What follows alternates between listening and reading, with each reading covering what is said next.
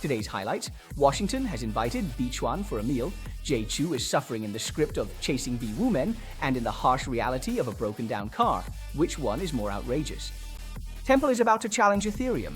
So is it a dark horse or just a joke? 127,000 bitcoins have been stolen. Was the hacker an insider, or did they really crack the private key? It's Monday, October 20th, and this is the BitcoinTV Chinese channel, Billion Hezai. I'm Michael. Let's first look at the most important 24-hour data summary in the crypto world. Simply put, Washington is kicking off the new week with a high-end crypto dinner. Who's at the table? The CEOs of Coinbase, Chainlink, Galaxy, Kraken, and Uniswap are all here. Who else? There's also Solana, Circle, Ripple, a 16Z crypto. All these big names from the legal, capital, and strategy sectors have shown up. Why are they here? They're all coming together to support an important event for the Senate Democrats focused on cryptocurrency. They discussed two things. The first is about the future direction of cryptocurrency and how the rules should be set. Even more explosive, the chairman of the US SEC suddenly stated that the SEC is already 10 years behind in terms of regulatory policy for crypto and that they need to catch up quickly. Wouldn't you say this is a slap in the face to what was just said? For the first time, it's an official admission that Bitcoin is recognized as a legal asset by US authorities. As soon as this statement came out, the crypto community was instantly in an uproar. On the macro side, this helps boost the probability of a Federal Reserve rate cut in October to 99%. After that, the probability of another rate cut in December has also been written into the script, so Bitcoin rebounded in response, climbing back above $110,000. In summary, regulation is easing up and the Federal Reserve is injecting liquidity. This means a double dose of positive news is opening the door. So in the short term, capital will definitely flow back into Bitcoin and mainstream assets. Looking at the mid to long term, this could very well be the prologue to the next bull market. In our exclusive weekly review for Gold members at 8 a.m. this morning, should we enter the market now? Is there still a better entry point? We've already analyzed the market trends. I'll provide the analysis, but the decision is yours to make. Let's take another look. Bitcoin's price has already climbed back above $110,000, but the market sentiment is still in a "I don't believe it, let's wait and see" state. Looking at Binance's futures funding rate, it's been negative for 6 consecutive days. The latest figure is minus 0.004, which shows that the majority of people are still shorting.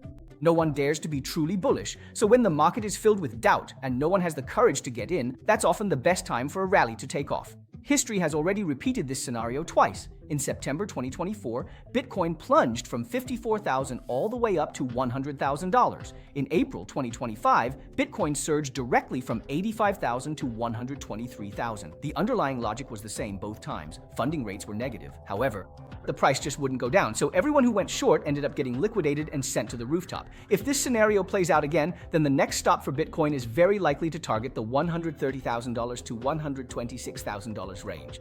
So right now, the market is stuck at a crossroads. Not many people believe in it, but the money is already getting restless. In the short term, there might still be a sharp downward plunge. If this dip can pierce through the $100,000 mark, that will be the signal for everyone to get in.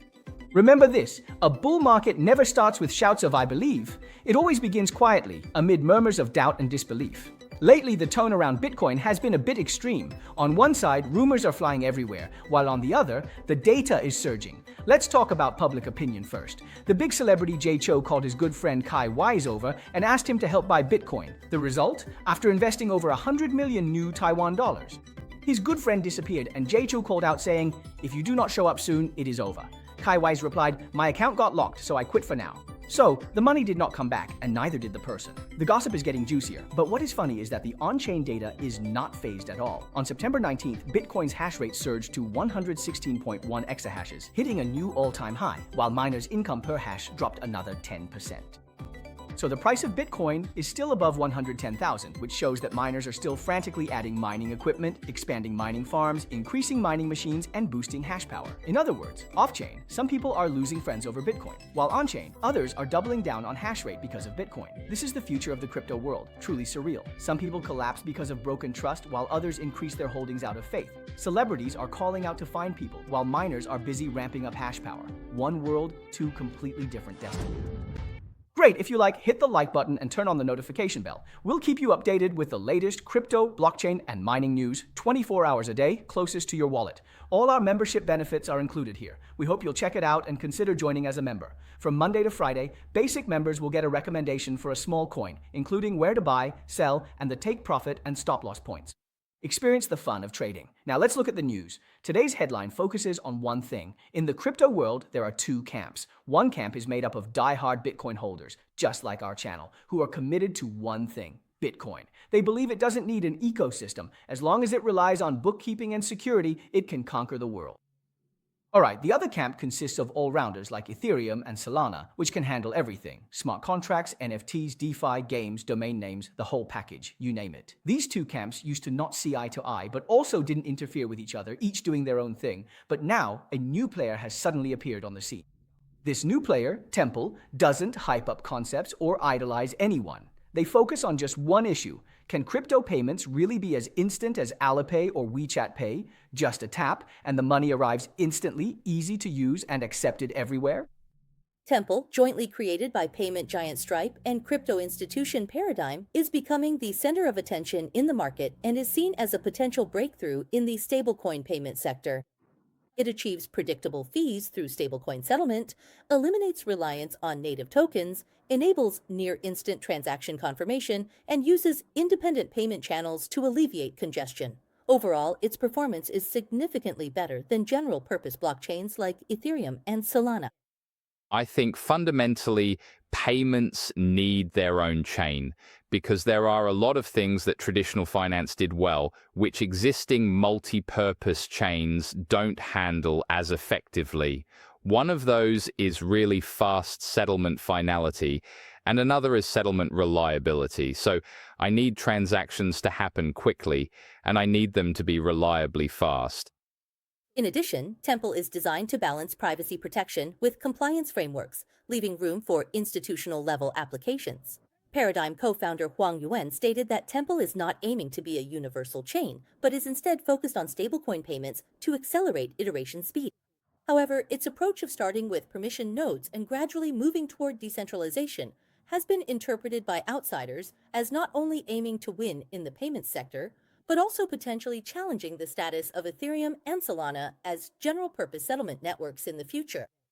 Alright, up to this point, we've been closely following the payment sector for the past 3 or 4 years. Take MePay, for example. I think it's a perfect embodiment of the Web3 spirit, serving as a bridge that truly connects traditional finance with on-chain finance. Moreover, it doesn't require KYC and is anonymous, which aligns with Web3's financial privacy protection mechanisms. So, will this Temple chain become the Amazon of payments, or will it end up like Nokia in the world of connections? First, we need to see what users really want. Do users want speed, convenience, usability, and low cost, or do they insist on decentralization and being uncontrollable? So, as for Temple, if Ethereum upgrades again and Solana upgrades again, will it end up as a leftover or a marginal player? That depends on how users vote with their choices. Of course, in my view, whether it's MixPay or Temple, they're just transitional products. In the future, on-chain payments definitely won't rely on any off-chain US dollars or US Treasury bonds. There must be a native on-chain asset, an asset that cannot be controlled by the real world, to serve as the means of payment on the blockchain. That is the ultimate form of payment in Web3. Yesterday, during the live stream, we covered the news from the US Department of Justice website about Prince Group, as well as the punishment of his sister, how his crypto assets are managed, and the story of how the US moved 127,000 bitcoins. We shared all of this with everyone. There were legends, data, and the underlying phenomena behind it all. Actually, this story is even more thrilling than the TV series about drug lords, and even more outrageous than who is the victim. The main character, Chen Ji, is the head of Cambodia's Prince Group. As for his business, to put it simply, it's all about gray area operations. So far, it's a gray area business that's only halfway legitimized. What does his business include? Gambling, forced labor, online scams, romance scams, money laundering, crypto mining, you name it, it's all covered. In the end, all this money gets funneled into a bunch of shell companies. Now, 2 particularly suspicious companies have been uncovered. One is called Warp Data, and the other is a Chinese mining company named Lubin. On the surface, both of these companies appear to be data mining enterprises, but in reality, they are very likely the computational power hubs or data factories that help Chenji launder money. So the question arises, are these 2 companies genuinely engaged in technology, or are they actually Chenji's criminal accomplices? Once this lid is lifted, it could expose the entire chain of crypto money laundering across Asia. In 2020, Lubin Mining Farm lost 127,000 bitcoins due to a vulnerability in wallet's random number generator. Reports even stated they tried to contact the hacker, offering 1.4 bitcoins to get stolen funds back. More suspiciously, the U.S. Department of Justice found the mastermind Chen Ji possessed private keys to wallets stolen from Luban. Moreover, almost all the bitcoins confiscated this time came from wallet addresses linked to the hacker, with the timing, scale of funds, and on-chain data closely matching up. This suggests that Prince Group and Luban Mining Farm are very likely part of the same organization. Different branches. All right, this battle over Bitcoin has basically turned into a real-life Rashomon. Luban Mining Farm is sincerely lamenting, saying, the BTC is ours, it was stolen by hackers. But the US didn't even think about it and said, you're not even Chinese citizens and you're linked to a Cambodian scam group. You still want to ask us to return $15 billion? Keep dreaming. The most surreal part is that just this March, the US launched a national Bitcoin strategic reserve. Trump said, I won't spend a single taxpayer dollar. So basically, these bitcoins were acquired through confiscation, which means the US government's strategic Bitcoin reserves just jumped by 64%, making it the world's second biggest Bitcoin hoarder. The key point is, they're not selling, just stockpiling, learning to be long-term whales, unlike Germany. But the irony is, has anyone noticed that Bitcoin was originally created to resist governments, banks, and centralization? But now, it's actually being confiscated by governments and forcibly incorporated as official reserves. So, before the revolution even succeeded, it's already been taken into the national treasury. As for us, all we can do is watch them hoard Bitcoin with full positions, not even daring to make a peep.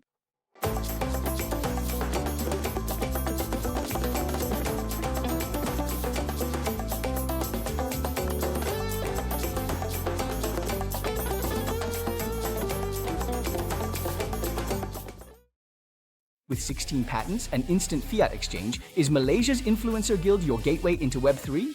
$600 million were used for a buyback to save the market. In the crypto world, is it faith or cash flow that really matters? I just got back from Malaysia, and let me tell you, Malaysia is incredibly competitive. A quarter of Malaysia's GDP comes from what? It's earned through keyboards and internet traffic. Here are the numbers. By 2025, the digital economy will account for 22.6% of Malaysia's GDP, and by the end of the year, it's expected to reach 25.5%. Back in 2021, the internet economy had already generated $21 billion in output, with a 47% year-on-year growth. So here's the problem. Malaysian internet celebrities, streamers, and content creators all want to get into Web3, but they find it's basically impossible to get started because the knowledge barrier is still very high. In this situation, the Malaysian Influencer Guild emerged. It's not an exchange nor a token issuing platform, but it's specifically designed to solve two problems. First, how to move money onto the blockchain, and second, how to transition people from Web 2 to Web 3. Let's do it together. 3, 2, 1. Everyone all together now. Wow.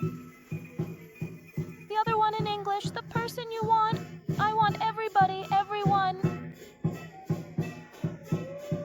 You for... Why do you want to invest in or learn about the Web3 space? Because even the President of the United States has already launched his own stablecoin, so now I'm really interested in finding out how to use this coin to make money and explore more possibilities. Because back when I first heard about Bitcoin, it was around 8,000, and now it's already reached 120,000, which is just unbelievable.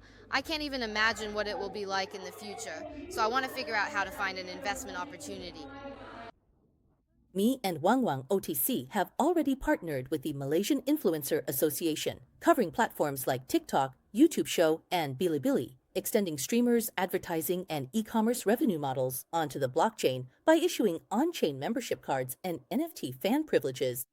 By converting traffic into Web3 assets, the platform now has over 1 million registered users worldwide. With 16 core technology patents, the platform has built secure digital asset infrastructure in areas such as GPU, virtualization, and the securitization of computing power. It offers stablecoin financial products like USDT and USDC, as well as a one-stop solution for fiat and digital asset exchange, injecting new momentum into the Southeast Asian Web3 ecosystem. Because Web3 is a trend for the future, and the future trend is blockchain.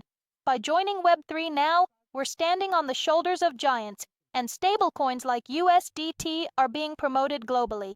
First of all, we can see what has happened to fiat currencies now. I don't see any reason not to learn about or embrace a new financial order when it arrives. Even if you think it won't work, you should at least understand it before you say it won't work. I want to understand because I believe this is the long-term direction of our journey. You can stick with this, grow, and learn something. Not only that, you can also make money from it, which is exactly what we want. make money, and be even happier. Yeah, cool. Bitcoin. I haven't yet, but surely after this I will. All right, why Malaysia?